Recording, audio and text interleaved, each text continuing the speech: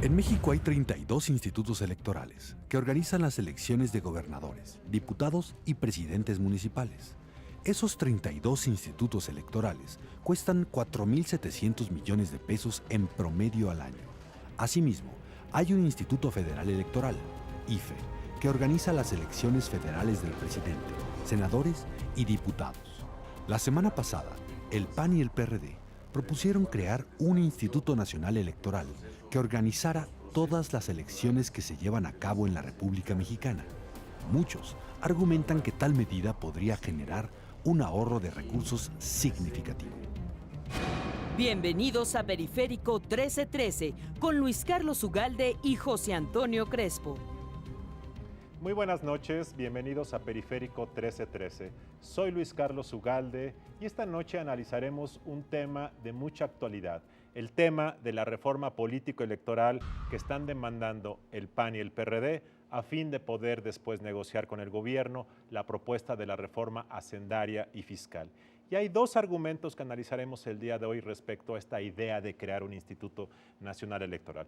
Primero, la idea de que se ahorrarían recursos y segundo, la idea de que los institutos serían más independientes respecto al poder de los gobernadores. Nos acompaña José Antonio Crespo. ¿Qué tal, Luis Carlos?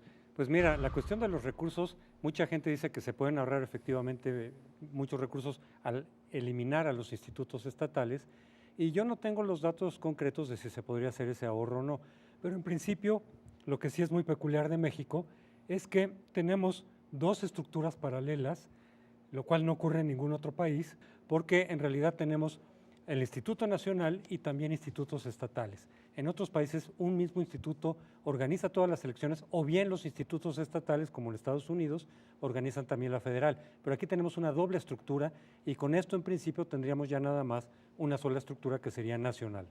Por dar un ejemplo, José Antonio, en 2012 la organización de todas las elecciones estatales costó aproximadamente 5.800 millones. La organización de la elección federal costó aproximadamente 12.000 millones de pesos, sin incluir las prerrogativas de los partidos. Imaginemos que desaparecemos todos los institutos electorales y nos ahorramos esos 5.800 millones de pesos, si fuese el caso. La pregunta es si crear una burocracia centralizada es bueno, dado que nos vamos a ahorrar esos 5.800 millones, que no sería el caso, porque el nuevo Instituto Nacional Electoral requeriría contratar a muchas de estas personas que hoy están ahí abajo en los institutos electorales. Aunque quizá, no sé, a la hora de incorporar parte de este personal, podría de todas maneras reducirse los costos, no estoy seguro. Pero tú que estuviste en el IFE, ¿podrías pensar que las estructuras que existen de todas maneras en los estados, las vocalías ejecutivas locales, etcétera, tendrían la capacidad de llevar a cabo estos procesos también estatales? Sí, el IFE convertido en Instituto Nacional Electoral sí podría organizar las elecciones locales sin ningún problema. La pregunta, creo yo, es qué otras cosas se pierden en el camino. Yo sí creo que se ahorrarían recursos, no tantos como se piensa, pero también tengo un dato que acabo de descubrir. Mira, las elecciones a nivel estatal, organizar todas estas en 2012 costó 121 pesos por votante, 121 pesos por votante. Y el IFE le costó 190 pesos por votante organizar las elecciones federales. Quiere decir que no necesariamente un instituto nacional sería más eficiente que los institutos estatales electorales, de tal forma que a mí no me gusta mucho la idea de un Instituto Nacional Electoral por razones que platicaremos en la segunda parte, pero creo que el ahorro de recursos, aunque sí se daría, no es tan importante como para empujar esta idea, José Antonio. De todas maneras, me parece muy caro que voto cueste 190 pesos en un caso, 121 pesos en otro caso. En muchos países el costo del voto es muy inferior a esto. De todas formas, también me imagino, que no tengo los datos, que en algunos estados el costo por voto es superior, porque el presupuesto en términos relativos, en relación con la lista de electores en diferentes entidades, es superior a lo que cuesta el IFE en relación con el padrón que maneja el IFE. No en todos los casos, pero en algunos sí. Algo que sí ocurre es que hay institutos estatales electorales muy ineficientes. Checa este dato. En Nayarit cuesta 51 pesos la organización por votante de una elección. En Campeche, 216, más de 4 veces más. Pero tomemos otro ejemplo, Tlaxcala y Morelos, que son 2 estados pequeños, más o menos de una población pequeña. En Morelos cuesta 53 pesos organizar la elección por votante, en Tlaxcala 166. Sí hay un problema en los institutos estatales en algunos que cuestan muy caros y eso sí es necesario revisarlo, José Antonio. Así es. Y en el caso del IFE, bueno, habría que ver entonces qué tanto nuevo personal se requeriría para llevar a cabo estas nuevas funciones en caso de que se apruebe este Instituto Nacional y ver si realmente vale la pena. Yo coincido contigo en que quizá, si esa es la razón para llevar a cabo esta reforma, no sería suficiente, que el costo no se abatiría significativamente en relación con lo que tenemos ahora. Pues bien, además de abatir estos institutos electorales, la otra sería porque no pensamos también en las prerrogativas de los partidos. Pero ese es otro argumento y esta es la primera parte de nuestra discusión. Si reducir costos es una buena razón para crear un Instituto Nacional Electoral. Volvemos. La independencia de las autoridades electorales. Además del costo burocrático que representan los institutos electorales de cada entidad, se argumenta que muchas veces estos órganos son cooptados por los gobernadores de las entidades del país. Para erradicar la intervención de los gobernadores, Gustavo Madero, presidente del PAN, argumenta que un Instituto Nacional Electoral que organice todas las elecciones del país sería más independiente del poder de los gobernadores. Jesús Zambrano, presidente del PRD, enfatiza la importancia de esta reforma para atacar los vicios del antiguo régimen autoritario sobre el deseo de los gobernadores para controlar a los órganos electorales locales. Vamos al siguiente argumento, que es el que más pesa para la creación de este Instituto Nacional Electoral, que tiene que ver con la autonomía de los institutos estatales, o más bien la falta de autonomía respecto de los gobernadores. Yo en realidad pienso que no puedo generalizar los casos, pero hemos visto en algunas elecciones locales que efectivamente el vínculo de los institutos electorales y su Consejo General con los gobernadores es muy directo, que reciben telefonados, reciben instrucciones, y en ese sentido la idea es, si tenemos un instituto nacional, los gobernadores por lo pronto ya no van a tener esa incidencia y esa injerencia sobre las decisiones que se tomen dentro de este instituto en materia de las elecciones. ¿Cómo lo ves? Creo que el diagnóstico es correcto. Sí es cierto que en la mayoría de las entidades, los gobernadores de todos los partidos, de todos, cada vez que pueden tratan de cooptar, influir, incluso se argumenta anecdóticamente que telefonear, y sí está ocurriendo y sí hay muchas sospechas de todos los partidos. Ahora bien, la pregunta es cuál es la medicina para combatir eso, y eso es lo que yo creo que la medicina de un instituto nacional no es la correcta, porque si el problema es el gobernador, entonces en un argumento medio sarcástico diría, bueno, mejor vamos a desaparecer las gubernaturas porque ese es el origen del problema.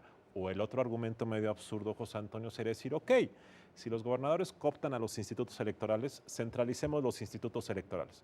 Pero también cooptan a los congresos de los estados, incluso mediante en ocasiones pagos paralelos. Entonces, ¿por qué no centralizamos los congresos? Y también a veces a los medios de comunicación y también a los poderes judiciales.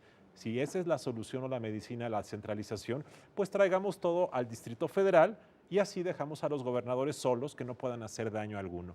Creo que la medicina es incorrecta a un diagnóstico que yo sí comparto. El argumento efectivamente que utilizas es llevándolo al absurdo, nos convertimos totalmente en una república central, centralizada. Sin embargo, ¿cuál sería entonces la propuesta? Porque por apelar al federalismo o a un atentado al federalismo, cosa que yo no estoy tampoco tan seguro, pero en fin, la solución no es dejar las cosas como están. La otra alternativa sería modificar la fórmula para integrar a los consejos de los institutos estatales, que por cierto muchos pensamos que también habría que modificar la fórmula para el Consejo General del IFE, que no esté tan partidizado, tan directamente vinculado con los partidos.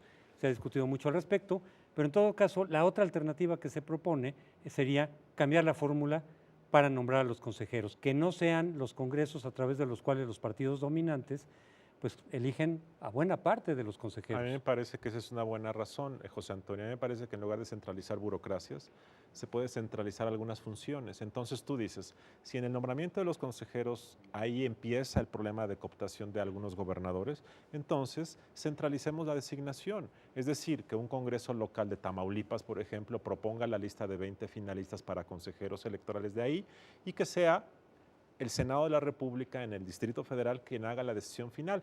De esa forma le quitas parte de ese control inicial al gobernador y haces que nazcan los consejos de los institutos con un poco más de libertad. Eso te puede resolver en buena medida esta cuestión de la autonomía, pero también alguien podría decir que se está afectando el federalismo porque el Senado, que aunque representa a los estados, es una instancia federal, está interviniendo en la vida interna de los estados. Ahora, yo prefiero centralizar la designación que esta De idea todo. de centralizar toda la burocracia. Me parece menos dañino. Ahora, déjame decirte una cosa, José Antonio. El problema de por qué los gobernadores son tan poderosos no tiene que ver con que intervienen los institutos, tiene que ver con que tienen mucho dinero poco fiscalizado. Así es que si queremos atacar el fondo del problema, vayamos al tema del dinero, que no tiene nada que ver con lo electoral, José Antonio. Así es, esa es una forma de abordar el tema, pero también la cuestión de darle autonomía a los institutos, creo que hay que reflexionarla. Regresamos después. En esta tercera parte de Periférico 1313 platicaremos y daremos ideas de qué se puede hacer para mejorar la realidad. Como yo he dicho, a mí no me gusta la idea de crear un Instituto Nacional de Elecciones. No me parece que sea una buena idea y quiero, en cambio, proponer 3 medidas. La primera, para reducir el costo de organización de las elecciones, creo que se debe revisar el funcionamiento de los institutos estatales. Como hemos dicho en este programa, mientras unos cuestan muy caro, otros cuestan muy poco. Creo yo que podemos revisar para moderar esos costos de algunos institutos estatales electorales. Segunda idea, sí es cierto que algunos gobernadores quieren influir de manera indebida en las elecciones de sus estados, de tal forma que me parece que lo que se tiene que modificar sustancialmente es la forma como se eligen consejeros. Yo he propuesto que sean los congresos de los estados los que propongan a sus consejeros locales, pero sea el Senado de la República o el Tribunal Electoral en la Ciudad de México los que hagan la decisión final.